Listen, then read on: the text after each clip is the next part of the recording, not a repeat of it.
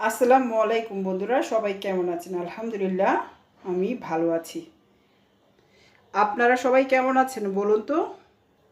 আজ আমার helping hand আসে নাই। কী যে রান্না করব বুঝতে পারছি না।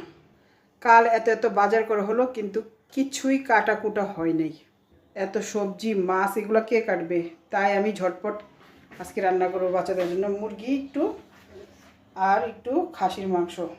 আর এই ভিডিওগুলো আপনাদের সঙ্গে শেয়ার করছি, আর একটু গল্প করব, করতে করতে রান্না করব। চলুন তাহলে রান্নাবান্না শুরু করি। আমি দুই চুলায় দুইটা তরকারি বসিয়ে দিলাম।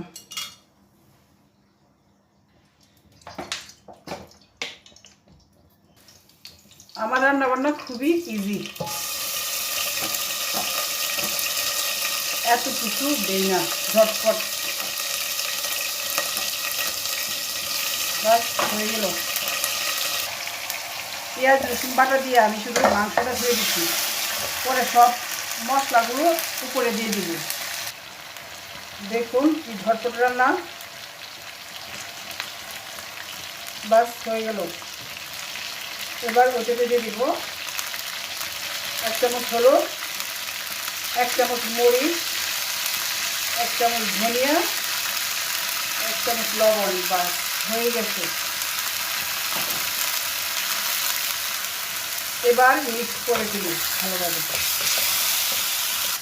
এই গরমের মধ্যে রান্নাঘরে এসে রান্না করা কোনো মহৎ ব্যক্তি ছাড়া সম্ভব না। মাই গড, এতটাই গরম পড়েছে।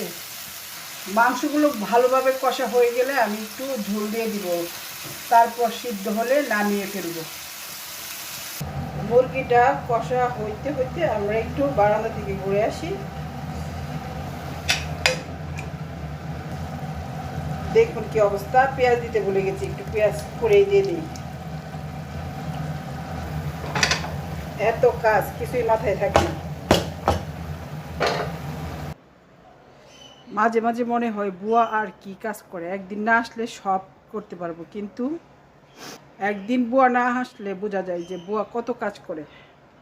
এই জন্য বুয়া আসলে বুয়াকে আগে চা নাস্তা খাওয়াইয়ে তারপর বুয়াকে কাজ করতে বলি। তা না হলে ম্যাডামের মেজাজ একদম গরম হয়ে যায়। মাংসটা মোটামুটি কষা হয়ে গেছে, আর একটু কষা হলেই পানি দিয়ে দিব। আর এটারই অবস্থা।